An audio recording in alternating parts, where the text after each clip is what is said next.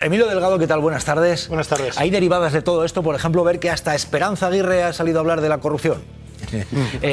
Es lo que ha ocurrido también, porque estamos en esto y es suficientemente grave el informe de la Guardia Civil y hay que analizarlo, pero también hay que analizar lo que está floreciendo alrededor. Esperanza Aguirre ha dicho esto y ya considera que tiene que haber moción de censura, pero también habla de corrupción. Hiciera la moción de censura, yo la haría comprometiéndome a que en el mismo día de firmar ante el rey el cargo de presidente del gobierno, convocaría yo las elecciones.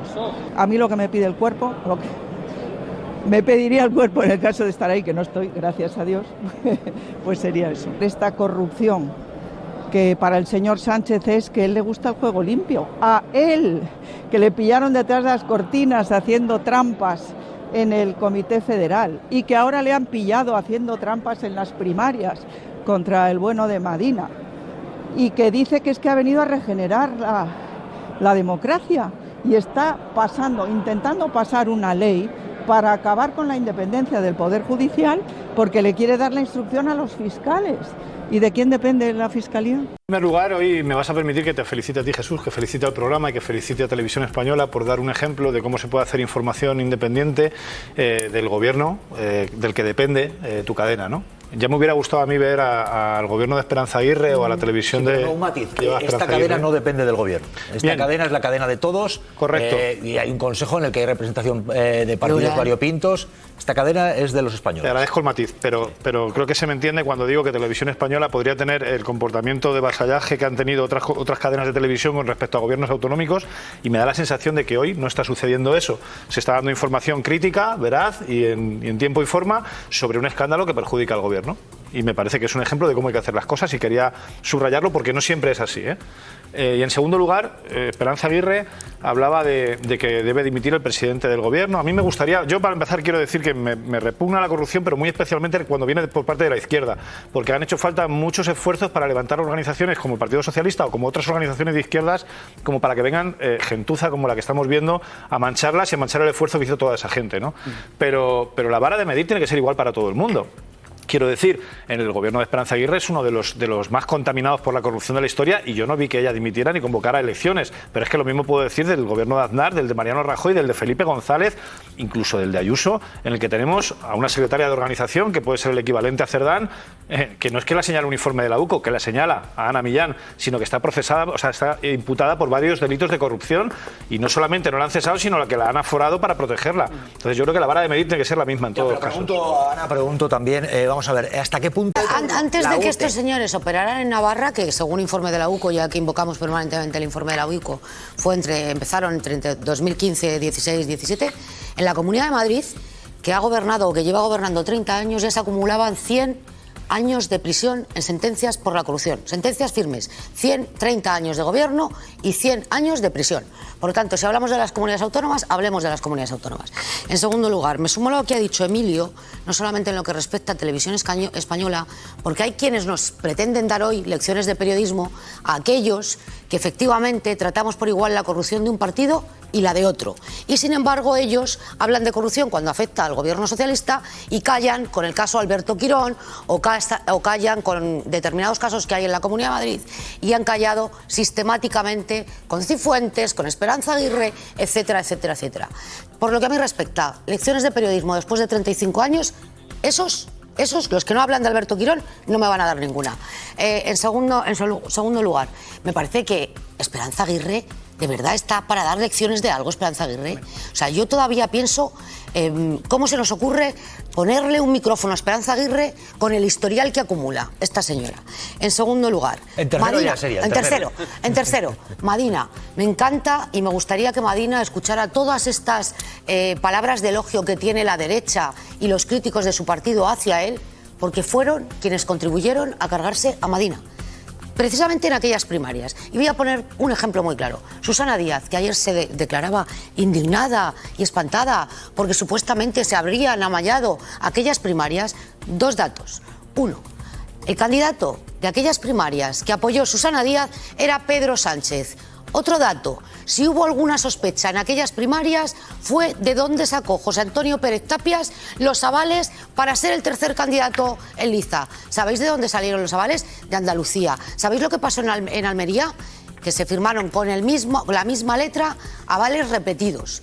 La responsabilidad de aquello nunca se pidió, nunca se exigió y Susana Díaz cayó porque estaba en el centro de aquella operación. Ana, ¿quieres responder? Sí, no. En lo que dices de aquellas primarias, efectivamente, o sea, Susana Díaz es la que respaldó la candidatura de Pedro Sánchez. Pedro Sánchez en el año 18, pero no es relevante, es una llamada que le hace un mensaje que le manda Santos Cerdán. Santos Cerdán está en Madrid en noviembre del 2018 y quiere un puesto en la empresa, en una empresa, Indra, y entonces como Ábalos no le contesta y no lee sus mensajes, está cabreado. Entonces escribe a Pedro Sánchez y Pedro Sánchez le explica, oye, que Indra es una empresa cotizada, que eso no se puede resolver así. Por lo tanto, no consigue el puesto. Esa es la única referencia.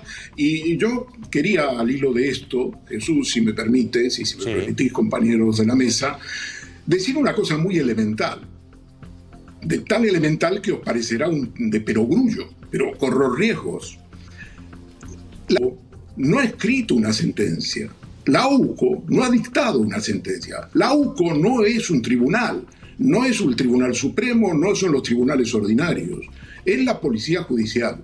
Y todo lo que dice tiene mucha relevancia. Y por supuesto, las conversaciones son determinantes para alguna de sus conclusiones preliminares. Pero la misma OCU empieza el informe y termina el informe diciendo que todo esto es para que el juez Puente lo valore, que es para someterlo a criterio judicial. La UCO no es una organización judicial, no es no es un órgano de tipo de enjuiciamiento, ni siquiera desde el punto de vista de la calificación jurídica lo debe hacer, aunque a veces lo haga.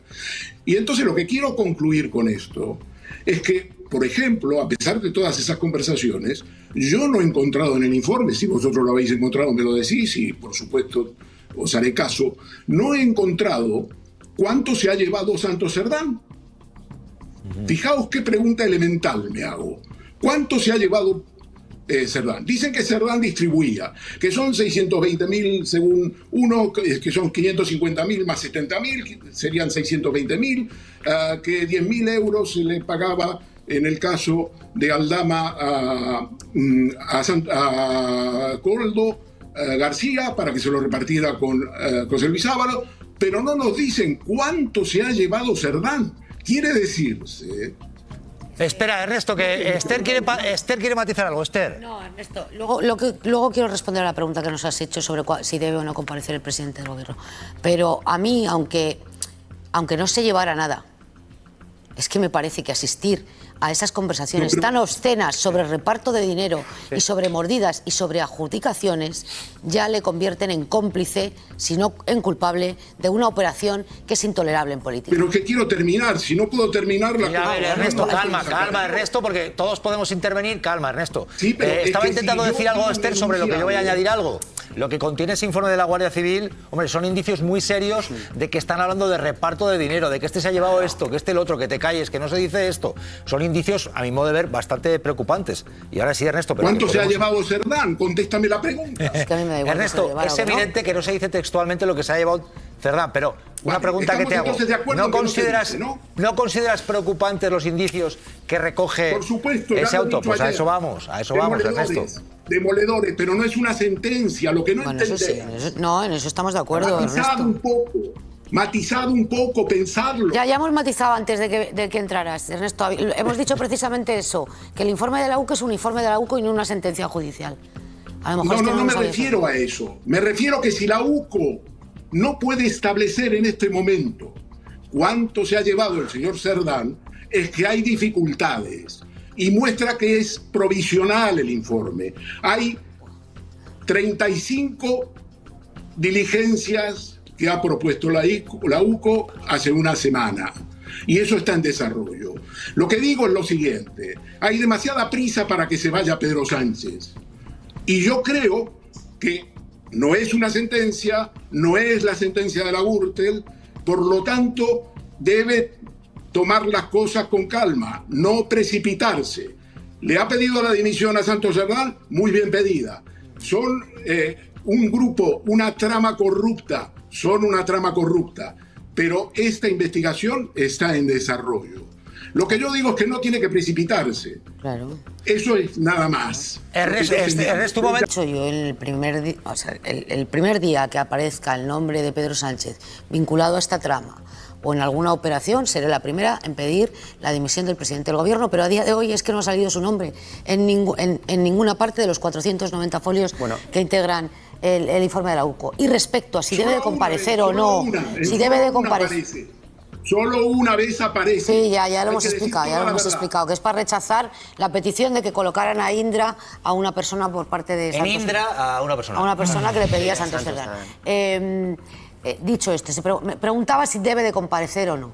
Yo creo que toda comparecencia en el Congreso de los Diputados nos sobra, pero como hay quien está intentando establecer paralelismos con la comparecencia que tuvo Mariano Rajoy en agosto de 2013 en el Senado sobre los papeles de Bárcenas, yo quiero recordar que los papeles de Bárcenas se publican en febrero de 2013 y Mariano Rajoy comparece por primera vez en agosto de ese año en el Senado, porque el Congreso estaba en obras y hubo que habilitar un pleno extraordinario en el Senado. Y luego, la primera comparecencia de Mariano Rajoy después de que salieran los papeles de Bárcenas no fue para pedir perdón ni para cortar cabezas en el Partido Popular. Fue para decir que había una causa general contra el Partido Popular. ¿Os acordáis de aquella foto infame en Génova con todos los cargos de la dirección y algunos varones? Pues esa fue la respuesta del Partido Popular a su foco de corrupción. Vamos a ver, yo lo que trato de deciros no es que no es importante, como no dice que cuánto se llevó, yo no digo que no es importante. Lo que trato de demostraros, y que penséis y que razonéis, porque hace falta razonar jurídica y políticamente, es que si la UCO no lo dice, es que la situación es una situación en desarrollo. Y por lo tanto, que lo que ya transcribe es una barbaridad y refleja una trama corrupta y una trama mafiosa en el terreno de las adjudicaciones públicas, que es gravísimo y que alcanza varios territorios. En eso estamos todos de acuerdo. Lo que yo quiero decir es que si la UCO no puede precisar cuánto se ha llevado, no quiere decir que no se ha llevado nada o que no sea importante todo lo que dice de Santos Cerdán. Quiero decir que no tiene todavía la información como para decirlo. Entonces, yo creo que Sánchez no tiene que precipitarse. Es una responsabilidad suya, evidentemente, ir vigilando, pero no tiene que precipitarse, porque va a haber muchísima más información para comprender la situación. Pedro Sánchez tiene que convocar elecciones, es una decisión del presidente del gobierno. Yo creo que es muy difícil limitar esta crisis a una crisis del partido. Creo que es una crisis de carácter institucional. Pero mientras la sentencia de Gürtel decía que el PP había creado una corrupción institucional, aquí en la UCO no estamos hablando de una corrupción institucional, porque entre otras cosas, como digo, la UCO no es un organismo jurisdiccional. Es el juez puente del Tribunal Supremo quien considerará el informe de la UCO, las diligencias que va a autorizar aparte de las que ya se han realizado, y por lo tanto Sánchez no tiene que tener ninguna prisa, que la situación le ha afectado. Parece que le ha afectado mucho, parece que está muy abatido, se me dice gente que estuvo con él precisamente anoche después de su comparecencia y rueda de prensa en el Palacio de Oriente, en la ceremonia que hubo del 40 aniversario de la adhesión de España a la Unión Europea, muy abatido, hay gente que me dice convocará elecciones después de ese encuentro. Como conclusión suya, convocará elecciones en otoño. Yo no sé si las convocará en otoño o no. Lo que digo es que no tiene que precipitarse, porque todos aquellos que piden su dimisión vienen haciéndolo desde la pandemia. Sucediendo no es solo un problema del PSOE. por eso tiene que comparecer Pedro Sánchez precisamente, porque es un problema nacional, es un problema de país, es un problema para sus socios de gobierno, es un problema para la izquierda, y en un país en el que el gobierno podría estar presumiendo ahora mismo de tener muy buenos datos macroeconómicos, con todos los organismos internacionales avalándonos, excepcionales datos de empleo, un avance importante en materia social, pues en vez de estar hablando de todo eso, por culpa de las personas que eligió para rodearse Pedro Sánchez, estamos hablando hoy de corrupción. Para mayor satisfacción de todos aquellos que no les ha hecho falta llegar a este punto de la historia para pedir la dimisión del gobierno desde el minuto 1. Por lo tanto, la actitud de esta gente y el comportamiento es extremadamente grave y las consecuencias caen sobre todo el cuerpo social del país.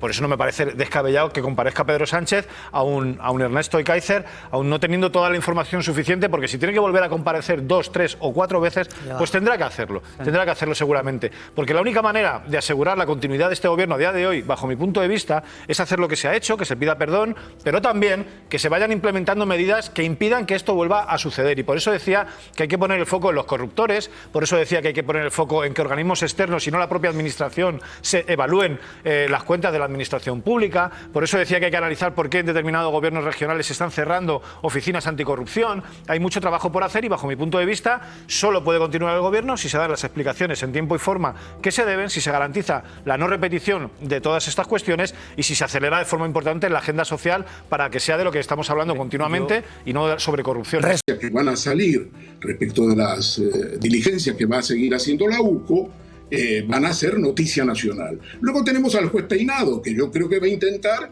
sentar en el banquillo a Begoña Gómez. Luego tenemos el juicio al fiscal general del Estado, que se desarrollará después del otoño, en el otoño próximo. Por lo tanto, la situación es una situación realmente muy, pero muy difícil.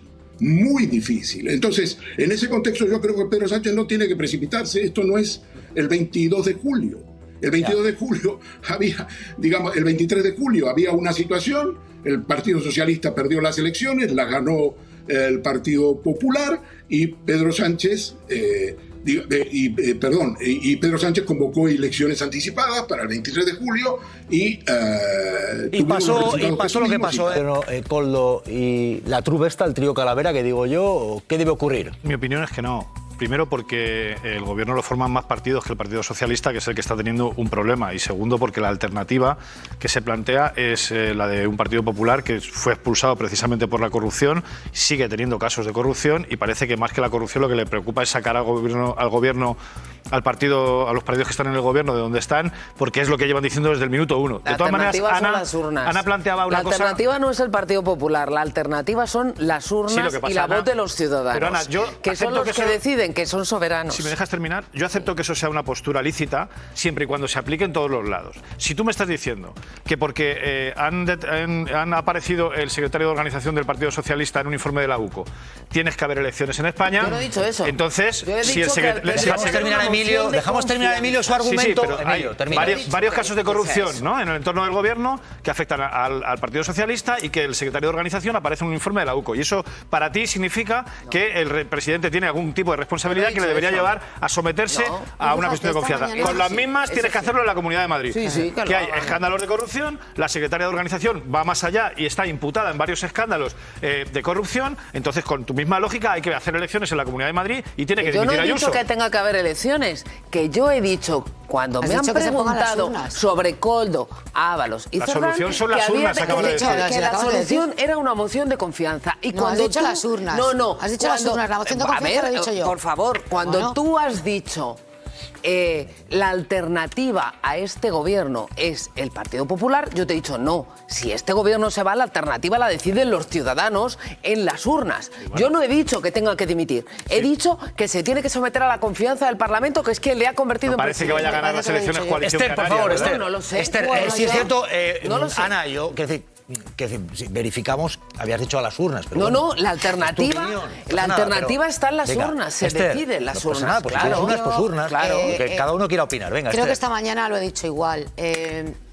Los hechos y la información de la que disponemos a día de hoy es tan grave y tiene una dimensión tan grande para el Partido Socialista, para el Gobierno y para este país, que empezar a hacer hipótesis sobre quién sabía o dejaba de saber o extender el hilo hasta el presidente del gobierno cuando no tenemos esa certeza y cuando nos falta información que va a seguir saliendo, me parece un ejercicio no solamente irresponsable, sino de mal periodismo. A mí claro, yo escucho voces como la de Pedro J que señalan como la responsabilidad invigilando del presidente, ¿no? Entonces, me resultarían más genuinas si no llevaran pidiendo la dimisión del gobierno desde el mismo día en que se configuró el gobierno. Y aún así, claro, yo me planteo quién pidió la responsabilidad invigilando en este país a Felipe González, por ejemplo, por Filesa o por Logal. ¿Quién pidió la responsabilidad invigilando de Aznar por el caso Mata, por Baleares o por tantos otros, o por Zaplana? ¿Quién pidió la responsabilidad invigilando de Mariano Rajoy? Entonces, creo que se está reaccionando rápido, ha habido dimisiones fulminantes y está habiendo como un propósito de enmienda que yo creo que tiene que pasar de lo moral a lo político. Y ahí estoy de acuerdo con lo que planteaba Ana antes, que decía, no sirve solo pedir perdón. Yo ahí estoy de acuerdo completamente, ¿eh? Pero es que yo creo que es hora de empezar a apuntar esas soluciones, porque si no, esta discusión la tendremos dentro de 10 años de nuevo. Por ejemplo, ¿por qué no prohibimos que liciten concursos públicos las empresas que hayan sido condenadas por corruptoras? Que nos fijamos poco en los corruptores y mucho en los corruptos. Luego, el estatuto del denunciante de corrupción, ¿cuánto tiempo llevamos esperándolo? Que no sea una tarea heroica denunciar la corrupción en este país, porque es mucho, o sea, se desincentiva denunciar corrupción cuando todos son problemas para quien denuncia y muy pocos para quien mira para otro lado. Y por último, la última vez que hubo una ola de corrupción en este país, hablamos de hacer oficinas anticorrupción independientes de la propia administración para que no se tenga que investigar a sí misma. Bueno, se configuraron algunas en Valencia y en Baleares y el Partido Popular y Vox las cerraron. En Madrid presentamos perdona, y termino con esto. En Madrid presentamos una proposición de ley en el año 21 precisamente para hacer un organismo independiente que vigilara y que se preocupara por controlar la corrupción en la Comunidad de Madrid. Partido Popular y Vox la tumbaron también. ¿Quién está aquí promoviendo medidas estructurales para que esto no ocurra y quién se está oponiendo a ellas? Porque luego los perdones y la moral y las condenas las hacemos todos. Pero las medidas reales que permiten que esto no vuelva a suceder, creo que conviene ver quién las está apoyando y quién se está oponiendo a ellas. Pedro J se ha ido. Me dicen que se tenía que ir. Medida real. Ana Sambor, por favor. ¿Para qué te vas a crear una oficina? ¿Para poner a unos cuantos amigos que te vigilen en la corrupción cuando tienes funcionarios públicos de carrera con oposición aprobada? Porque a lo mejor es mejor. Que son interventores y que. La misma. Está funcionando como un tiro. Claro. Tiene Bueno, pues entonces habrá que mirar por qué no funcionan. En vez de crear otro cuerpo de interventores, tienes interventores en todos los niveles de la administración que te tienen que autorizar los gastos. Ponlos. Las empresas ¿serán corruptoras? Bueno, o les piden... Escucha. ¿Cuántos empresarios, grandes empresarios hemos visto en sumarios de corrupción? Y ahí siguen siendo benefactores de empresa pública. Os he escuchado. Yo no pago mis impuestos a Acciona ni a ninguna empresa que vaya pidiendo dinero u obras. Yo se los pago a los representantes de los ciudadanos en las administraciones públicas, que son los que tienen que velar. Como yo pago impuestos, Ana, perdona. Déjame terminar. Como yo pago impuestos igual que tú, me gustaría que la administración pública sea autonómica, local o estatal, no contrate con esos grandes empresarios que son especialistas en montar palcos para las cosas sociales y que están en los sumarios de corrupción. Que no se lo metan en el bolsillo, porque es a los que yo tengo que pedir responsabilidades. Yo no voto a Acciona ni voto a las empresas, pero yo os he escuchado. Tercera cuestión, aquí se han asumido responsabilidades. No es verdad. Yo estoy pagando un sueldo como ciudadana a un señor que se llama José Luis Ábalos como diputado, que ni siquiera se molesta en aparecer por el Congreso. No he escuchado a nadie del Partido Popular una propuesta para cambiar la ley. Los que estén del Partido Popular, estamos hablando de Ábalos, pero vamos, si no aparecen del Partido Popular, también. Bueno, que no estoy hablando del Partido Popular. Hay jurisprudencia del Constitucional que dice que el acta de parlamentario es propiedad del parlamentario, no del partido. ¿Sí? Porque si fuera del partido, el señor... ¿Tengo derecho a exigir a José Luis Ábalos que vaya a trabajar porque le estoy pagando el sueldo? Bueno, si yo no se lo he dicho a Pedro Sánchez, se lo he dicho a José Luis Ábalos. Pues exigirle a Ábalos lo que quieras. Pero que hay que explicar a los ciudadanos, porque hay determinados comentarios que están dirigidos o inducidos para que la ciudadanía piense que Ábalos tiene un escaño porque lo permite el Partido Socialista, o el presidente del gobierno no. Sí, y Ábalos tiene un escaño porque en este país hay jurisprudencia del Constitucional que dice que el acta es propiedad del diputado, ¿y quién le ha no del puesto partido? La candidatura? Por lo tanto, Por eso está sentado en el Grupo Mixto. Ido a estas personas para estar en estos puestos que al final ha sido primero Ábalos como secretario de organización, consecutivamente Santos Cerdán, segundo secretario de organización que ha caído no explica por por qué corrupción. llegan estos personajes a la política. Explica por qué han llegado estos tres. Claro. Pero cuando hablamos de la albondiguilla o del bigote son el mismo perfil pero en el otro lado. Y a mí lo que me indigna es que tenemos esta discusión recurrentemente cada 10 años, luego no se hace nada, en los parlamentos se debaten medidas para que esto no vuelva a ocurrir, hay quien vota en contra. Aquí no pasa nada porque voten en contra y tenemos la misma conversación a los 10 años. Pues yo estoy un poco cansado de esto. Mira, yo en Móstoles, tú sabes que yo soy concejal en Móstoles. Claro. Vale. En Móstoles no ha sido Vox ni el PP el que ha llevado al Partido Socialista a los tribunales. Ha sido Más Madrid. Claro. Y hemos conseguido que procesen a la anterior alcaldesa y a 5 concejales más. Te quiero decir, no somos sectarios. Cuando alguien mete la mano en la caja, me da igual que lleve la camiseta azul o que la lleve roja. Perdona, termino. Esa información la tenían exactamente igual Vox y el PP, pero no hicieron nada con ella. Fue Más Madrid el que la llevó. Ahora bien, te digo eso porque el Partido Socialista tiene pleno conocimiento de lo que ocurre en Móstoles y estos concejales a día de hoy siguen sentados en sus actas y no les bajan. Pero lo mismo me ocurre con el Partido Popular cuando les digo, oiga, que tienen ustedes de vicepresidenta de la Asamblea una señora procesada, o sea, imputada con 3 delitos de corrupción, y no solamente no la bajan, sino que la ponen a organizar el Congreso del Partido Popular. Esther Palomera, se hace la vista gorda, quiere aportar algo, Esther, y enseguida, por cierto, vamos a conectar con Ernesto Ekaizer. Y hay algún audio más que, ojo, tienen que oír. Enseguida el audio, pero la pregunta que hacía Hugo, que a mí me parece muy pertinente, yo creo que lo he explicado en alguna ocasión y también aquí. O sea, cómo llegan este tipo de personajes a la candidatura de Pedro Sánchez y a los puestos de responsabilidad. Cuando se producen las primarias del año 2017, después de la primera caída de Pedro Sánchez, si recordáis, toda la oficialidad y toda la organicidad del Partido Socialista, es decir, todos los cargos públicos estaban alineados en torno a la candidatura de Susana Díaz. Los socialistas más tibios o más moderados o más alejados de lo que era el aparato puro se fueron con Pachi López. Exacto, sí. Y la quinta regional y la sexta regional quedó con Sánchez, que había por las diferentes federaciones quedó con Sánchez. Sí. Y añado más. Los que no tenían nada que perder. Hoy no tengo dudas de que efectivamente la operación Leire Díaz estaba auspiciada por Santos Cerdán. Pero de las protestas, ojo, protestas motivadas por un escándalo de corrupción. Se ha visto a Alvise protestando contra la corrupción, pero si Alvise antes de llegar ya estaba pillando. Vamos a ver, vean, imagen que nos llega, ahí lo tienen. ¿Qué les parece? Alvise entre las protestas y ahí se ve de fondo esos carteles de Sánchez corrupto. Y ahí está Alvise. O sea, Esther Palomera. Por presunta financiación ilegal de su campaña. Alvise está investigado por esto, ¿no? O sea, Alvise ya pedía los 100.000, que sepamos, antes de llegar. Y está concentrándose, pero hay gente que incluso, oye... Bueno, no apareció Mazón el otro día llamando mentirosos a los demás y con un rótulo debajo que decía valores. O sea, ese ejercicio de proyección en el otro de lo que haces tú es algo constante estos días.